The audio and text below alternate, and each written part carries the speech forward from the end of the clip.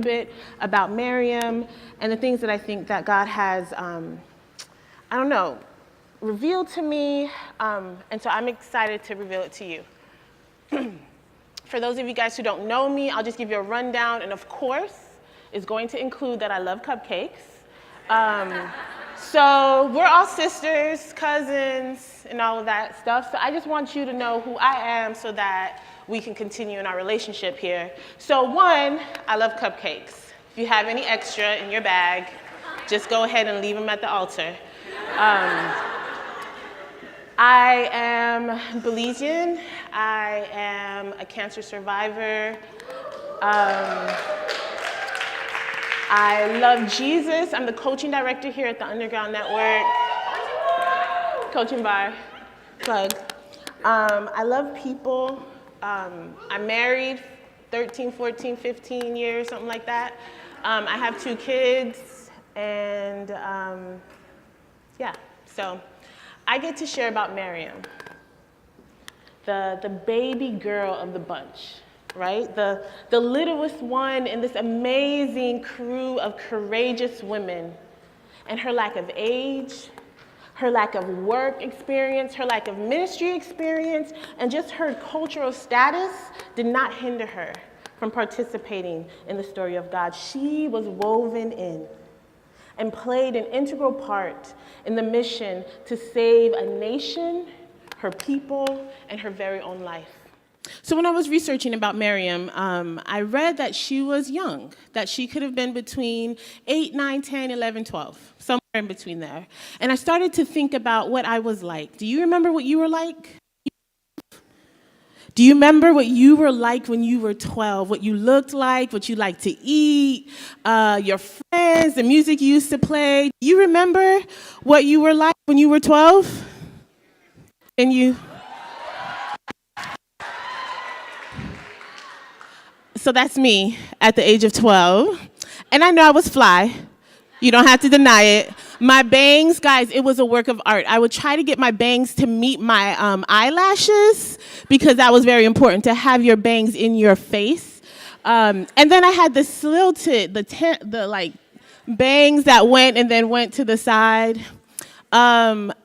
Starter jacket. I grew up in Long Beach, California until I was about 12, so starter jacket was a must. So I must have just gotten that for Christmas. I was very excited. Georgetown was what you needed to get if you lived in South Cal, so that's what you needed to do. On my wall, my pictures of my favorite people, including myself.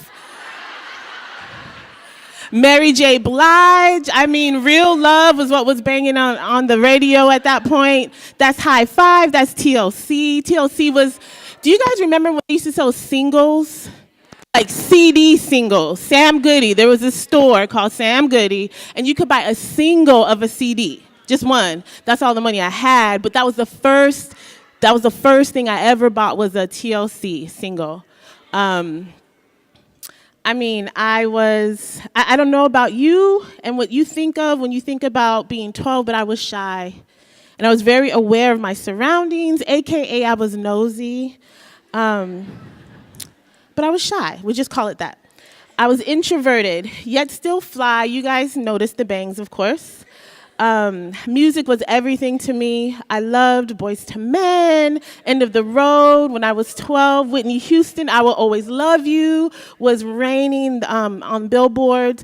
X-Files aired for the first time when I was 12, and I was scared. I had to keep the lights on when I went to sleep after I saw that first episode, because I was like, they are out there, and I'm not sure. Jesus, you out there too. I'm gonna need you to handle that before they come through my window. Saved by the Bell, Kelly and Zach.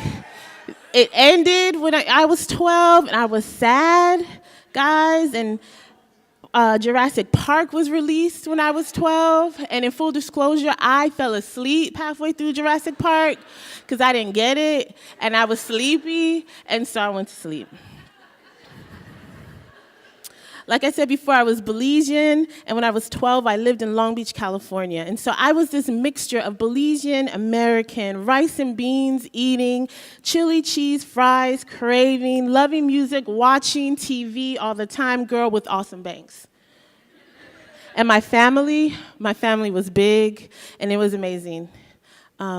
There was this point in time where my parents and my brother and my two uncles and my aunt and my grandparents all lived together in the same house.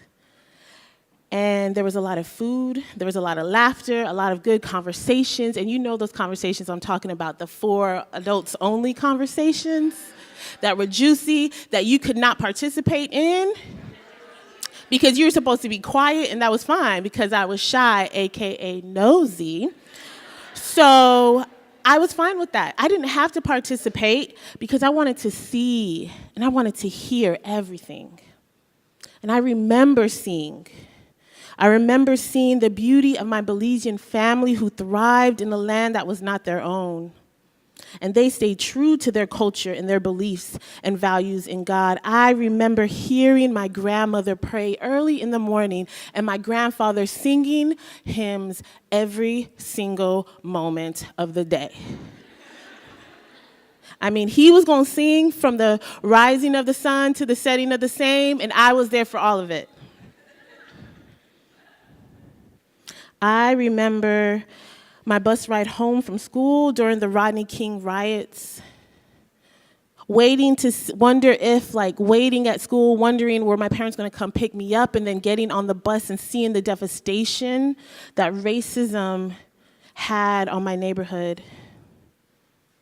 I remember the embarrassment I felt when my grandfather started to grow corn in my yard. Like I said, I lived on the south side of the LBC. You don't have corn, y'all. And I would look out my window, and I can't look out my window because there's corn.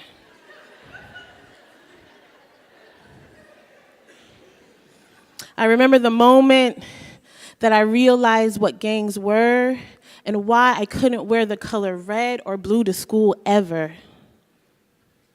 I remember seeing my parents and how hard they worked to provide for me and my family, and how they stopped long enough to take us to the beach and disciple my little soul. I saw a lot of things when I was 12. My 12-year-old eyes saw many things, and those things shaped me. When I was 12, I saw so many things, and those things, they taught me. They taught me what it looked like to love the Lord with all my heart and all my soul and all my mind. Those experiences created a deep sense of identity in me as a Belizean woman. And they created a love for the lost and the poor of the inner city. Those things built my character, created in me a strong work ethic and a love for music and good food and cupcakes. God uses these things, the good things and the broken things, to remind us of who we are and who He is. What we see around us, the people who we interact with, they teach us. They shape us. And this shaping is preparing us for the things to come, if we are aware of it or not. And when I think about Miriam, this young, probably fly, 12-year-old girl too, I could only imagine how her surroundings shaped her.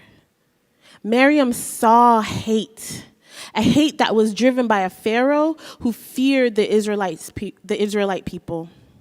She knew cruelty and saw her family enslaved. She must have heard the decree for the ethnic cleansing of her people and wondered what next. She saw the midwives who chose to live by faith, follow Jesus, and not kill any of the baby boys on their watch. She saw her mother, right? Mother of the year, choose to follow Jesus, disobey the law, and hide her baby for 3 months. She saw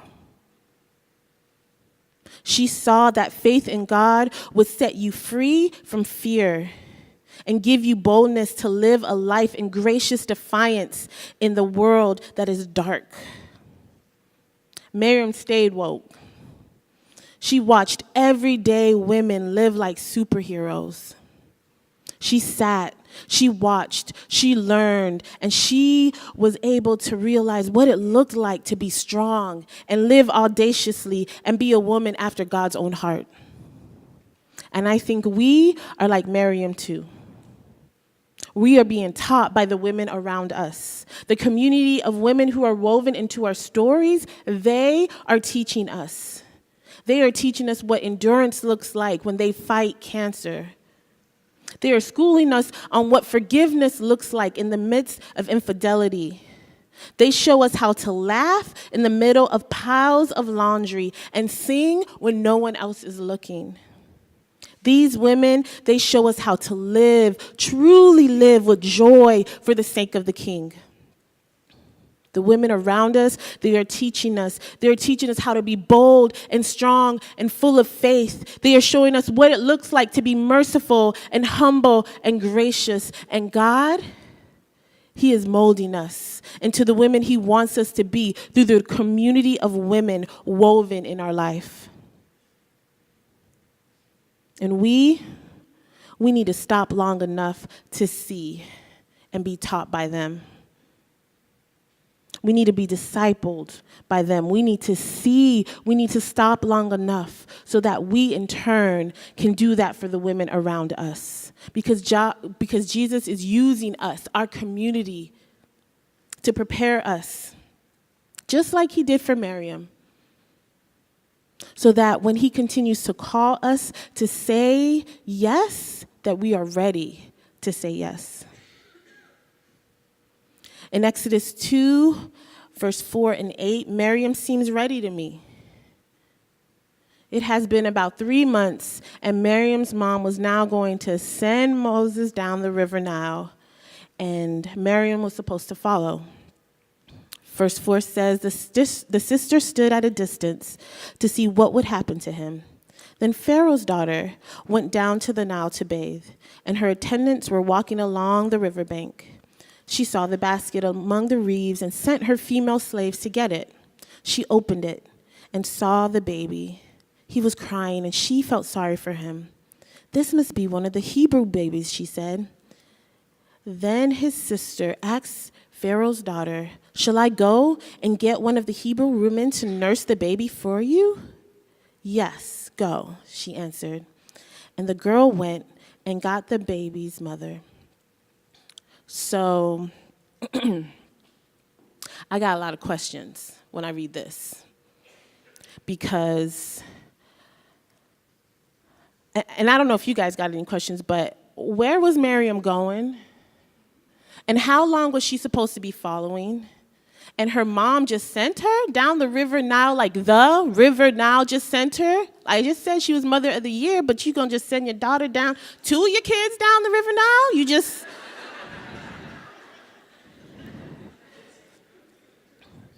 I mean, has she done this before? Had mothers done this before?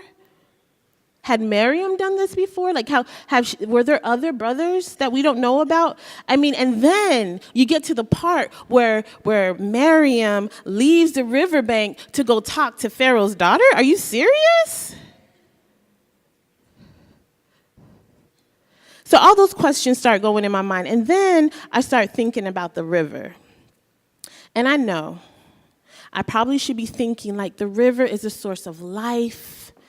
And this is where everybody came to get water for their cattle and for their livestock and for their plants, and where they were probably washing, and this is the spot. But all I can think of when I think about the river is that clip from the Prince of Egypt. Y'all remember that clip from the Prince of Egypt where like the crocodiles are like, shh, and then Miriam's like, ooh, and then it's like crazy. Y'all remember that? Okay, if you don't remember, we're gonna play it real quick for you.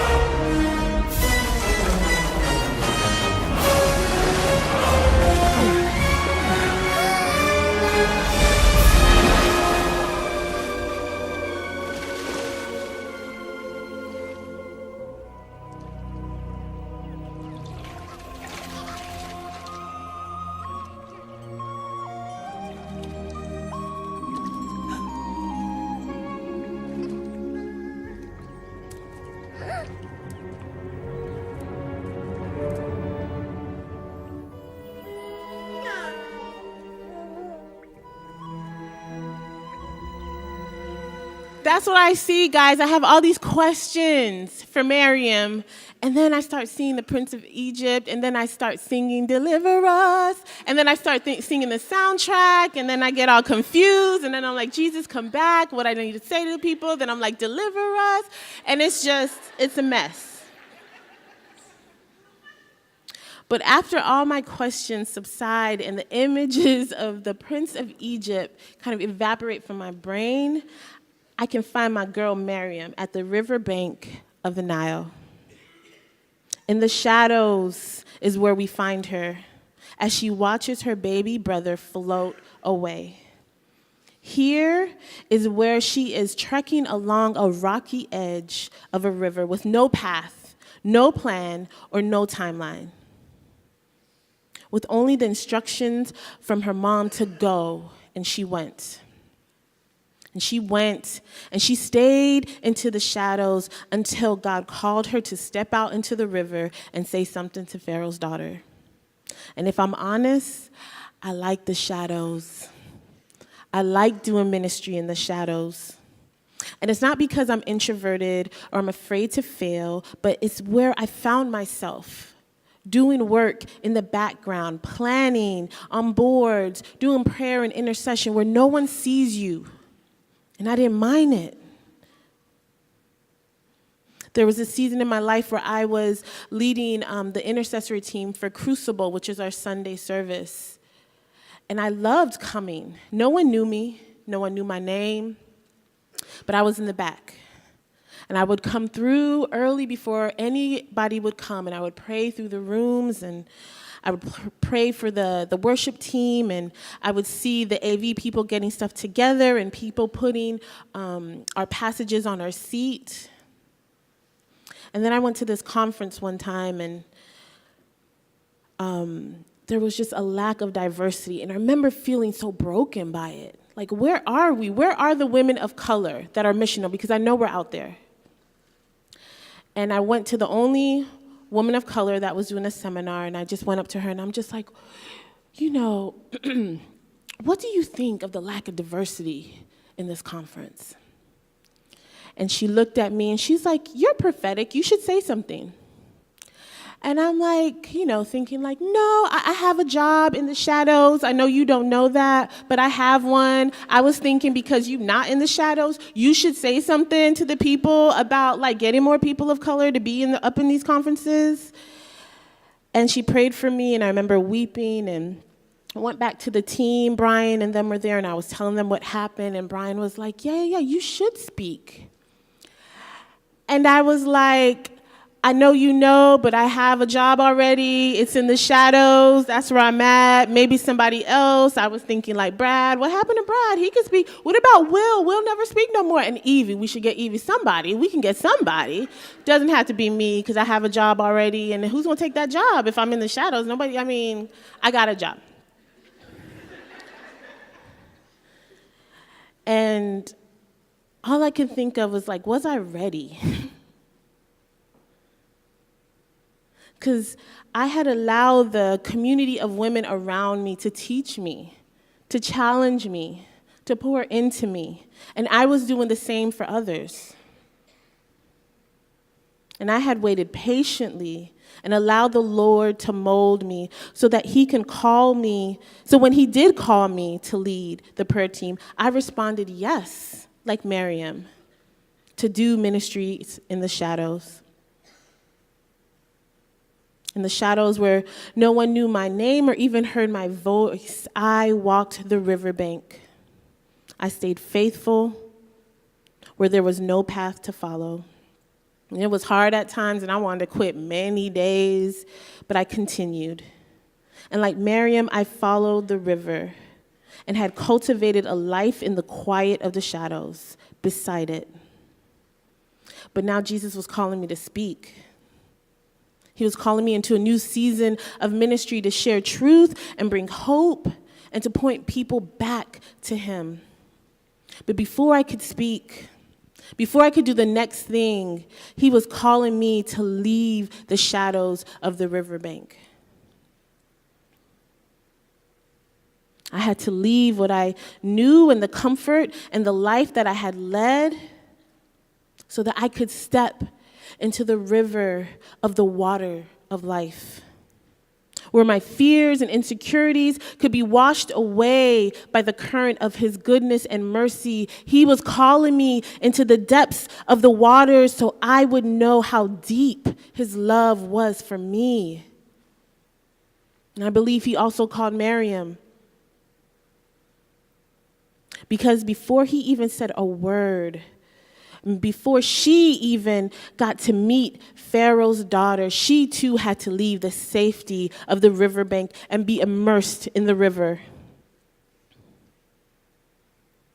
And I don't know what Miriam was thinking. I don't know if she was scared. I don't know if she remembered what her mom said or didn't remember what her mom said. I don't know if she was counting the cost or thinking how risky this would be. I don't know if she was thinking about her life or her brother's life. I don't know what she was thinking.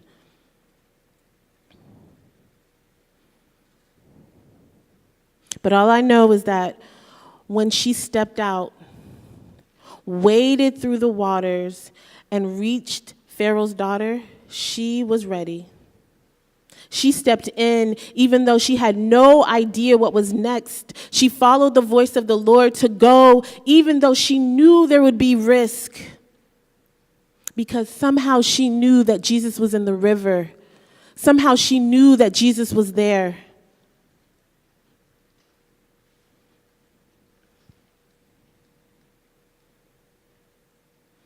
And as I've been praying for us in this time, and my talk in particular is going to end with some prayer, because I do think that God is also calling us to step out. He's calling us to step in. He's calling you to leave the riverbanks and to step into the river, so that you can be washed, so that you can be renewed, so that you can be restored and filled again. Jesus is here.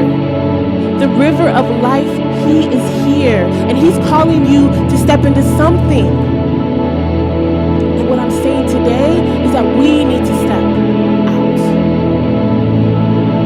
We need to step into that new leadership call that he has on our life. We need to say yes to that new role or that new position, or to start that new microchurch. And if you are leading already, just know that there are new tasks that are going to require a fresh dose of grace. And he's asking, will you step in for that again? For some of you, he might be asking you to leave your job or to move to another city or another country. Would you step out? For some of you, he is asking you to foster and adopt. Will you step out? For others, he is saying it is time. You need to share about my saving grace with that coworker, with that friend, with that neighbor. It is time for you to step out. It is time for us to step out and to step in and to surrender our addictions, to surrender our brokenness, our hurt, and our grief, so that we can be washed in his freedom. It is time for you to step in and understand what forgiveness looks like and feels like. He's calling you to deal with some of those deep things that you don't want to. When you hear him, you've heard him call you to those places that are dry and broken and in need of some water. You are thirsty and you don't even know it, and he is here. And as a community of women woven together in this time, in this space, he is calling us all to say yes, to step in and to meet him there. He will flood our hearts again with love and fill our spirits to overflow. Jesus will meet you again if you step in and draw close to him. Will you come?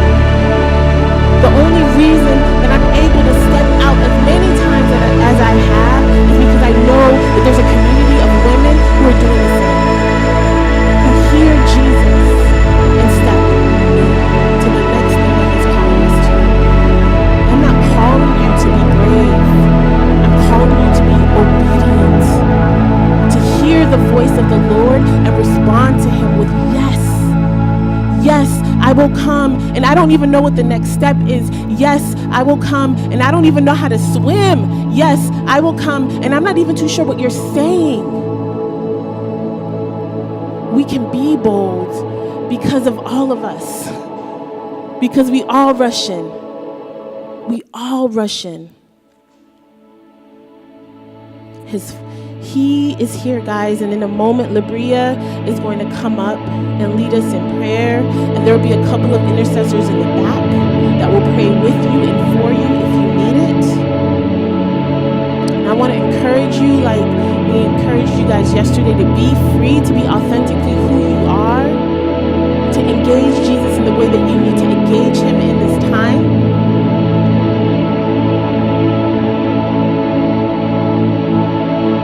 This time is for you again to hear, what is Jesus saying to me? How is he calling me? Guys, will you say yes? Will you say yes? And maybe for some of us it's huge things, and maybe for some of us they're small things. It doesn't matter. Will you say yes? The Lord is calling. And as we pray and as you hear him calling you into the waters, will you respond in prayer and surrender and worship of him? So I just want to take a moment for you to close your eyes. Give us a moment to be